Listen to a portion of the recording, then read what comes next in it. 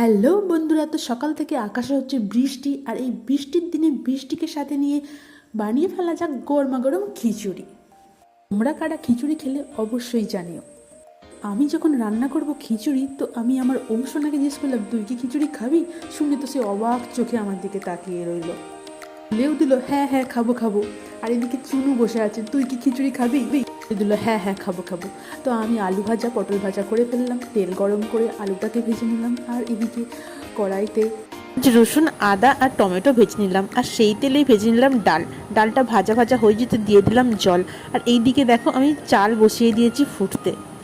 এখানে দেখো ডালটাও সিদ্ধ হয়ে গেছে, এবার ডালটা চালের সাথে মিশিয়ে দেবো। আমি গোবিন্দভোগ চাল ইউজ করেছি, তাই জন্য ডালটা আগে থেকে সেদ্ধ করে নিলাম, আর সেদ্ধ হয়ে যাওয়ার পর চালের সাথে মিশিয়ে দিলাম।